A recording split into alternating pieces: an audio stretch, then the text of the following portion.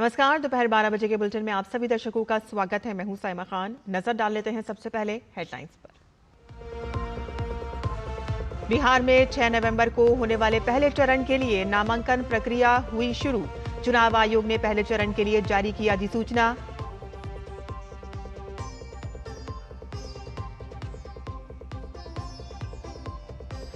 प्रधानमंत्री नरेंद्र मोदी किसानों के लिए कल शुरू करेंगे 2 बड़ी योजनाएं।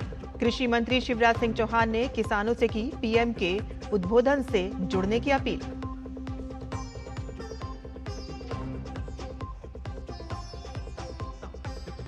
भारत अफगानिस्तान के विदेश मंत्रियों की मुलाकात अब से कुछ ही देर में। द्विपक्षीय संबंधों और क्षेत्रीय मुद्दों पर होगी बातचीत।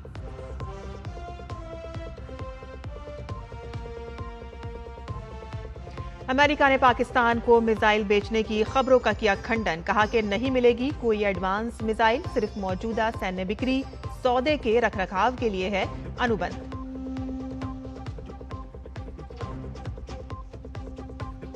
और BWF विश्व जूनियर चैंपियनशिप में आज मिश्रित टीम में भारत के सामने इंडोनेशिया के सेमीफाइनल चुनौती। भारत पहले ही मिश्रित टीम का पहला पदक कर चुका है पक्का।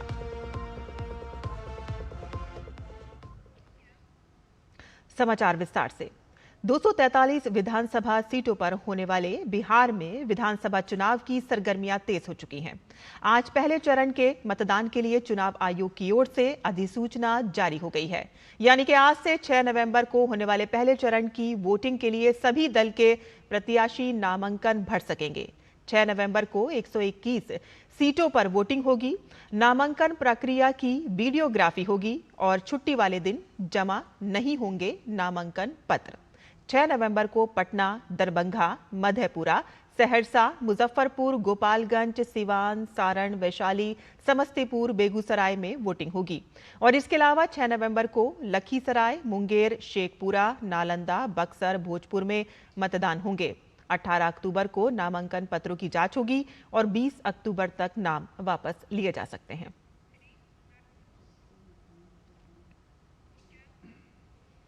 मतदाता परिचय पत्र के अलावा अब आप 12 वैकल्पिक फोटो युक्त दस्तावेजों में से कोई भी एक दस्तावेज दिखाकर मतदान कर सकेंगे।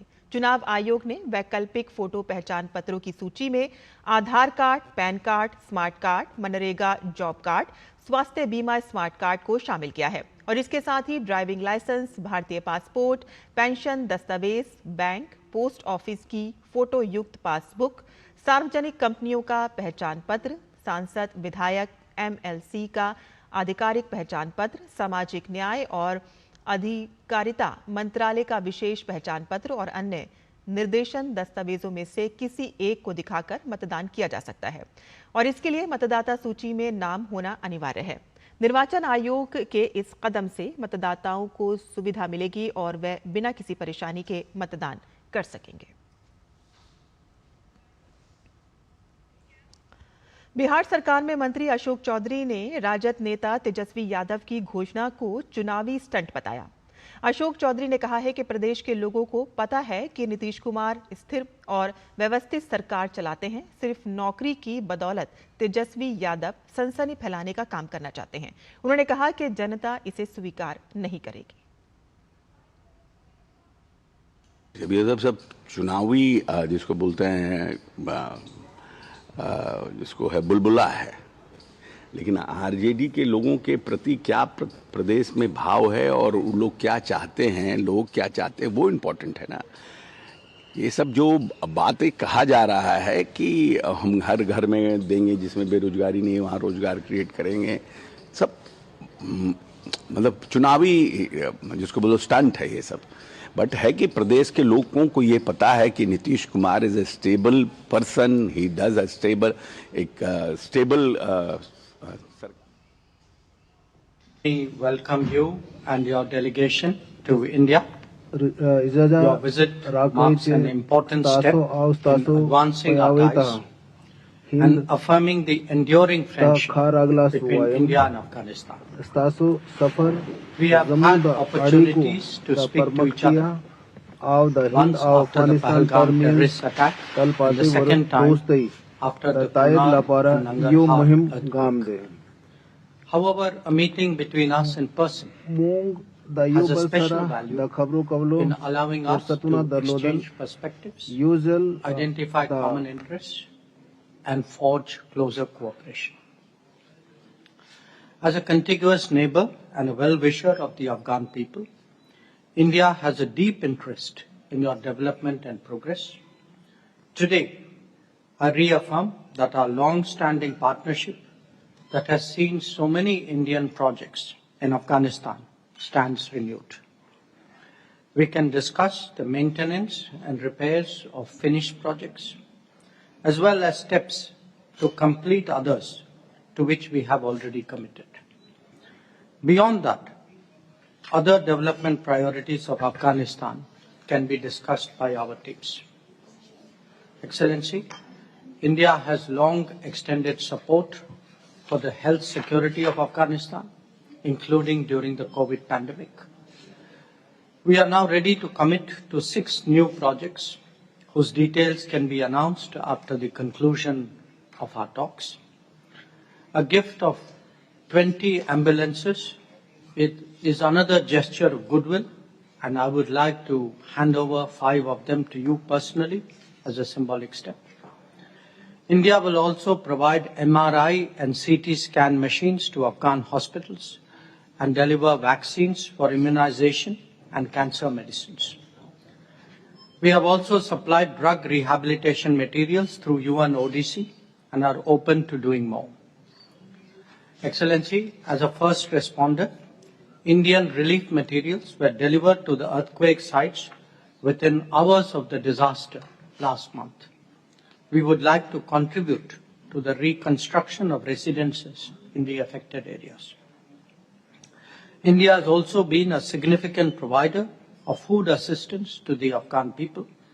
A further consignment will be delivered in Kabul today. The plight of forcibly repatriated Afghan refugees is a matter of deep concern. Their dignity and livelihood is important. India agrees to help construct residences for them and continue providing material aid to rebuild their lives. Our 2 countries, Minister, have a productive history of cooperating on water management and irrigation. We note the interest on the Afghan side in taking this further and are ready to collaborate on the sustainable management of its water resources. Your invitation to Indian companies to explore mining opportunities in Afghanistan is also deeply appreciated. This can be discussed further. Excellency, we have a shared interest in boosting trade and commerce. I'm glad to note the commencement of additional flights between Kabul and New Delhi. Our educational and capacity building programs have long nurtured the Afghan youth. We will expand avenues for Afghan students to pursue studies at Indian universities. Sports is another long-standing connection. The emergence of Afghan cricket talent has been truly impressive. India is glad to deepen its support for Afghan cricket. As you are aware, India has introduced a new visa module for Afghan people in April 2025. As a result, we are now issuing greater number of visas, including in medical, business, and student categories. Excellency, we have a common commitment towards growth and prosperity. However, these are endangered by the shared threat of cross-border terrorism that both our nations face. We must coordinate efforts to combat terrorism in all its forms and manifestations. We appreciate your sensitivity towards India's security concerns. Your solidarity with us in the aftermath of the Pahalgam terrorist attack was noteworthy. India is fully committed to the sovereignty, territorial integrity, and independence of Afghanistan. Closer cooperation between us contributes to your national development as well as regional stability and resilience. To enhance that, I am pleased to announce today the upgrading of India's technical mission in Kabul to the status of Embassy of India. Once again, Excellency, a very, very warm welcome, and I invite you to make your opening remarks.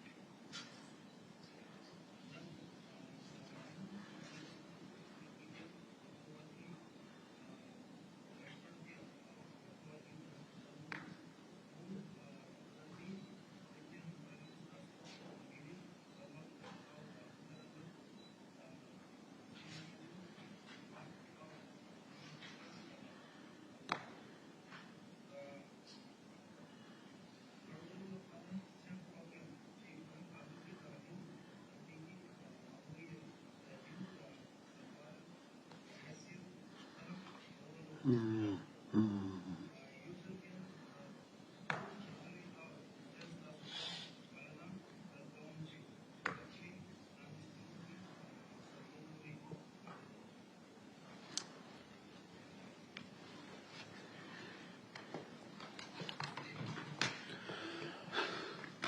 الله الرحمن الرحیم.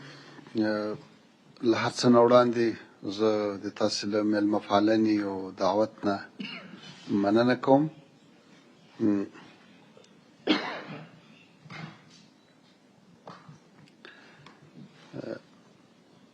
له هر څه نه وړاندې زه د تاسې له دعوت او میلمه پالنې نه مننه کوم او خوشحاله یم چې ډیلي کې له تاسو سره وینم. تاسو ته معلومه ده چې هند د سیمې یو لوی او مهم تاریخي هیواد دی، متنوع فرهنګ لري.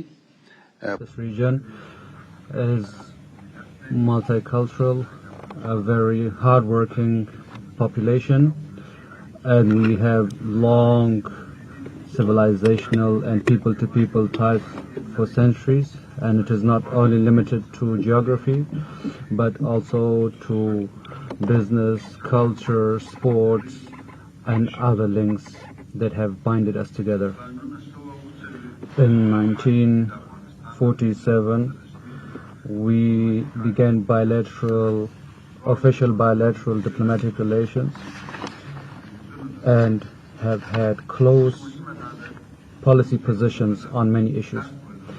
Now it is important that we increase our understanding and make use of our capacities and opportunities.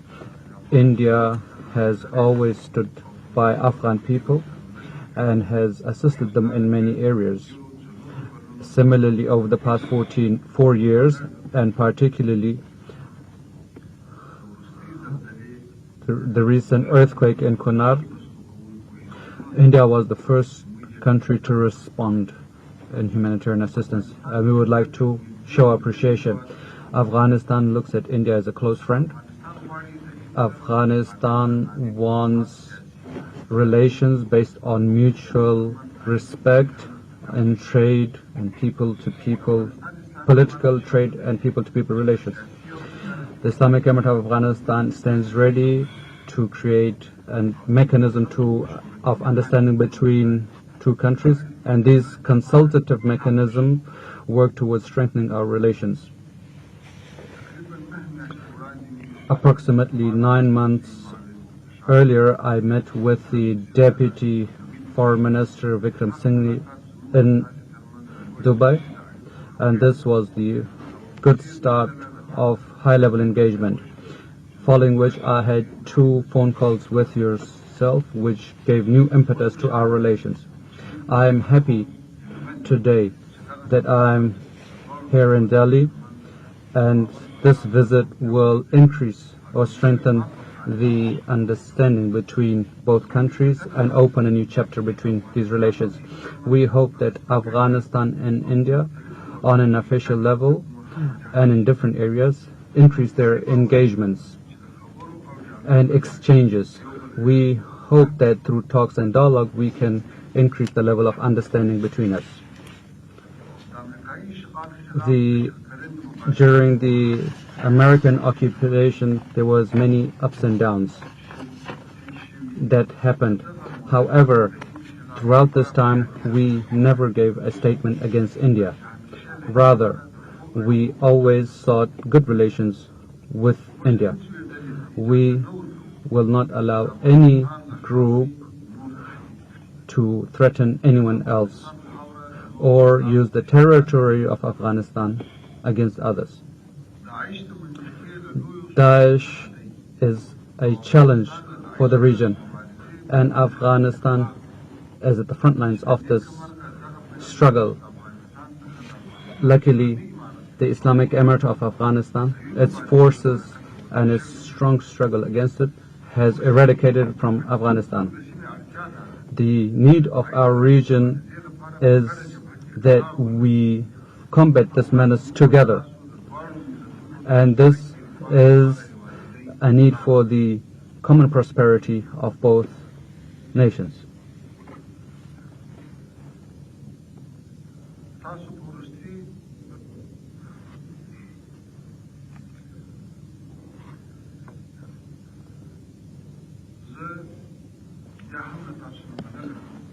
let me again express my gratitude for providing this opportunity.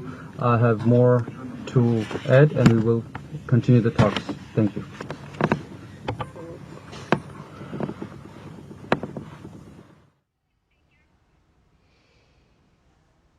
तो आप ये सीधा प्रसारण राजधानी दिल्ली के Hyderabad house से देख रहे थे, जहां आप देख रहे थे कि अफगानिस्तान के विदेश मंत्री आमिर खान मुत्तकी भारत के दौरे पर हैं, जिन्होंने अपने समकक्ष जयशंकर के साथ आज मुलाकात की है और दोनों ने ही आपसी संबंधों और क्षेत्रीय मुद्दों पर चर्चा की है।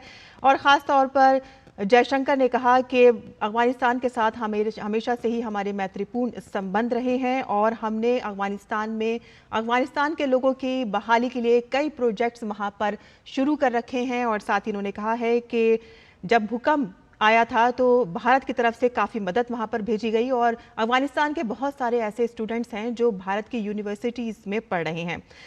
और साथ ही साथ उन्होंने कहा है कि सरहद पार से जो आतंकवाद है उससे अफगानिस्तान भी बहुत ज़्यादा प्रताड़ित है और जिसमें साथ मिलकर उनको चलने की आवश्यकता है। और साथ ही साथ इन तमाम बातों पे अफगानिस्तान के जो विदेश मंत्री हैं उन्होंने भी सहमति जताई। उन्होंने कहा है कि भारत का और अफगानिस्तान का जो संबंध है न सिर्फ ट्रेड है और उससे भी कहीं आगे बढ़कर है।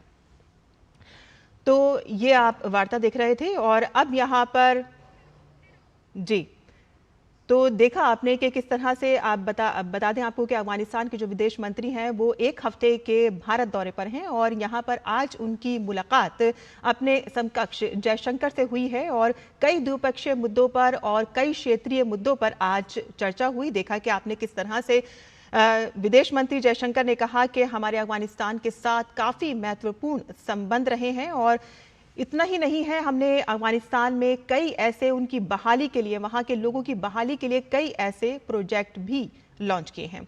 और इसी के साथ ही हम यहाँ पर लेते हैं एक छोटा सा ब्रेक। हम जल्द हाजिर होंगे, आप देखते रहिए डीडी न्यूज़।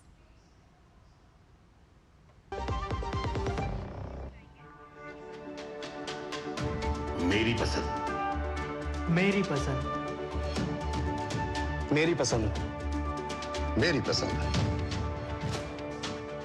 हमारी पसंद, हम सबकी पसंद। मजबूत देश का मजबूत सरिया हो गया स्टील। और ब्रेक के बाद आपका फिर से स्वागत है। एक बार फिर से हम उसी खबर की तरफ जाएंगे जहां हैदराबाद में आज अफगानिस्तान के विदेश मंत्री आमिर खान मुत्तकी और उनके समकक्ष डॉक्टर एस जयशंकर के साथ आज द्विपक्षीय वार्ता हुई है। कई क्षेत्रीय मुद्दों पर बात हुई है, संबंधों पर बात हुई है, ट्रेड पर बात हुई है, बहाली पे बात हुई है। और इसी मुद्दे पर ज्यादा बातचीत के लिए आइए फोन लाइन पर हमारे साथ हमारे आपने देखा कि किस तरह से दोनों के बीच जो संबंध हुआ है और अफगानिस्तान के विदेश मंत्री ने भी साफ तौर पे कहा है कि काफ़ी जद्दोजहद के बाद, जिस तरह से संघर्ष, कई सालों के संघर्ष के बाद अफगानिस्तान में एक तरह से शांति आई है और उसने भी आतंकवाद की पीड़ा को देखा है और वो भी जानता है कि किस तरह से आतंकवाद जब किसी क्षेत्र में, किसी इलाके में, किसी देश में फैलता है तो किस तरह से वहाँ के लोग उससे प्रताड़ित होते हैं। और उन्होंने भी भारत के सहयोग की पूरी सहमति जताई। खास तौर पे जब पहलगाम में जब आतंकी हमला हुआ था तो अफगानिस्तान की तरफ से इसकी घोर निंदा की गई थी और उसी की सराहना जयशंकर की तरफ से भी की गई थी। और आज देखा गया कि किस तरह से ये एक वार्ता जो सामने आई है काफ़ी दोस्ताना माहौल में रही है और काफ़ी अच्छे संबंध दोनों की तरफ से पेश किए गए।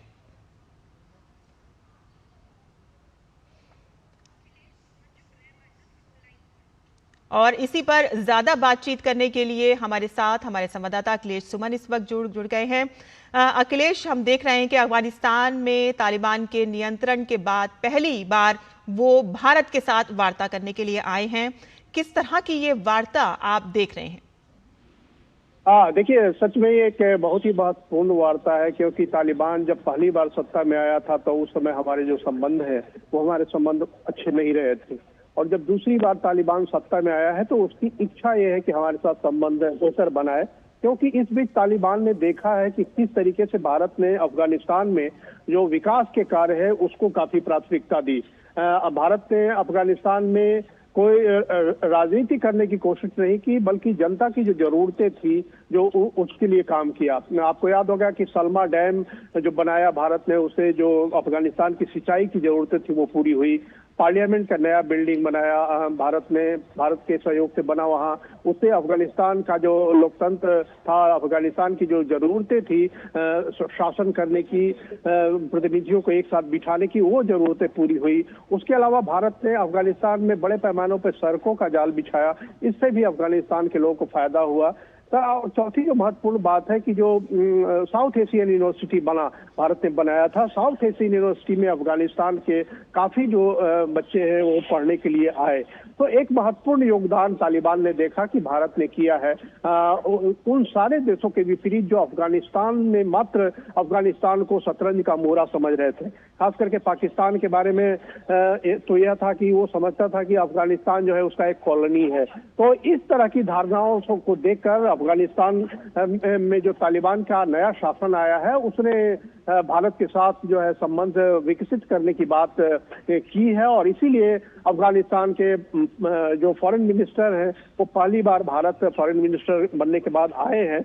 और एक तरह से कहें कि अफगानिस्तान की सरकार जो वर्तमान तालिबान की सत्ता है, उसकी तरफ से सबसे पहला जो सबसे बड़ा प्रतिनिधि आया है, प्रतिनिधिमंडल, वो अभी भारत पहुंचा है। और ये भी कह सकते हैं कि भारत में ही उन्होंने पहला कदम रखा है उस लिहाज से संबंध बढ़ाने के लिए।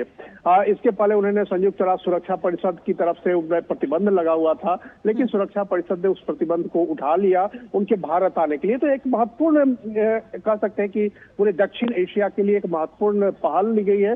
दक्षिण एशिया में जो लगातार अशांति बनी हुई है, उस अशांति के बीच में एक महत्वपूर्ण पहल अफगानिस्तान की तालिबान सरकार ने भारत के साथ जो हाथ मिलाने का काम करने की कोशिश कर रही है। और अभी जो विदेश मंत्री एस जयशंकर के साथ उनकी बैठक हो रही है दरअसल, और उस बैठक में जो ओपनिंग रिमार्क्स दिया है विदेश मंत्री जयशंकर ने, उसमें काफी महत्वपूर्ण बातें कही हैं। उन्होंने कहा है कि जो डेवलपमेंट प्रोजेक्ट्स हैं, डेवलपमेंट प्रोजेक्ट्स को अगर तालिबान सरकार चाहे तो हम जारी रख सकते हैं। और 6 नए प्रोजेक्ट की बात उन्होंने कही है कि 6 नए प्रोजेक्ट के लिए हम पूरी तरह से तैयारी कर चुके हैं। 20 एम्बुलेंस देने की बात कही गई है और 5 जो है वो अभी तुरंत देने की बात कही गई है। निश्चित तौर पे भारत ने ये कहा है कि कोई भी अफगानिस्तान को जरूरत हो, मानवीय सहायता करने के लिए भारत तैयार है। और वो भारत हमेशा करता रहा है। कोविड का भी उदाहरण दिया उन्होंने कि किस तरह से कोविड काल में भारत ने अफगानिस्तान को वैक्सीन की आपूर्ति की, जबकि अफगानिस्तान उस समय पूरी दुनिया में अलग थलग पड़ा हुआ था। इधर हाल के दिनों में जब अफगानिस्तान में बाढ़ और भूकंप की समस्या हुई, उस समय भी भारत ने अफगानिस्तान को सहायता दिया। अब देखना है कि ये जो बैठक हो रही है, या बैठक के बाद क्या संयुक्त बयान आता है, किस तरह के समझौते। अखिलेश हमारे साथ हमारे संवाददाता अमृतपाल भी इस वक्त जुड़ गए हैं। अमृत, देख रहे हैं आपके ये वार्ता चल रही है डॉक्टर एस जयशंकर और अफगानिस्तान के विदेश मंत्री के दरमियान, और काफी अच्छी जो बातचीत हमको देखने को मिली है और दोनों ने ही काफी मुद्दों पर सहमति जताई है। आपका क्या ख्याल है? देखिए, सबसे अहम बात यह है कि ये पहली बार है कि अफगानिस्तान के विदेश मंत्री को भारत ने होस्ट किया है। अभी तालिबान रेजिम के जो विदेश मंत्री हैं, आप अगर याद करें कि जब तालिबान पावर में आया था तो भारत ने उनको डिप्लोमेटिक रिकग्निशन नहीं दी थी। अभी भी भारत उनको डिप्लोमेटिक रिकग्निशन वैसे नहीं देता है, ऑफिशियली डिप्लोमेटिक टाइज एस्टैब्लिश नहीं हुई हैं। पर ये दौरा इसलिए अहम है कि एक रीसेट करता है टाइज में। अगर विदेश मंत्री भारत के अफगानिस्तान के विदेश मंत्री को होस्ट करते हैं तो एक तरह की डी फैक्टो रिकग्निशन है, तो इंडियन डिप्लोमेटिक पोजीशन में एक शिफ्ट है। तो उस लिहाज से ये अहम है। जैसे विदेश मंत्री ने अपने ओपनिंग रिमार्क्स में कहा कि हम अपनी डेवलपमेंटल टाइज, भारत अफगान लोगों के बीच में जो लॉन्ग स्टैंडिंग फ्रेंडशिप है, जो मैत्री रिश्ता है, उसको एक बार फिर से मजबूत करेंगे। उन्होंने कहा कि हम 6 नए प्रोजेक्ट्स, डेवलपमेंटल प्रोजेक्ट्स अनाउंस करेंगे। उन्होंने उसकी तफसील इस मुज़ाकरात के बाद जाहिर करेंगे दोनों भारतीय विदेश मंत्रालय। और जो उन्होंने कमिटमेंट दी कि रीबिल्डिंग लोगों के लिए, जो घरों के लिए जो भूकंप से ग्रस्त हुए हैं, और हेल्थ सिक्योरिटी के तहत एम्बुलेंसेस, 20 एम्बुलेंसेस का वादा किया है, 5 तो विदेश मंत्री जयशंकर आज ही मंत्री मोताकी को हैंडओवर करेंगे।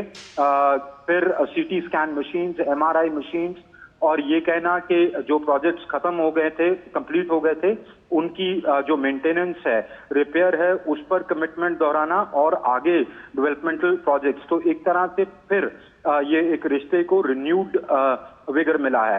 हालांकि विदेश मंत्री जयशंकर ने विदेश मंत्री मोत्तकी से 2 बार फोन पे बात की थी।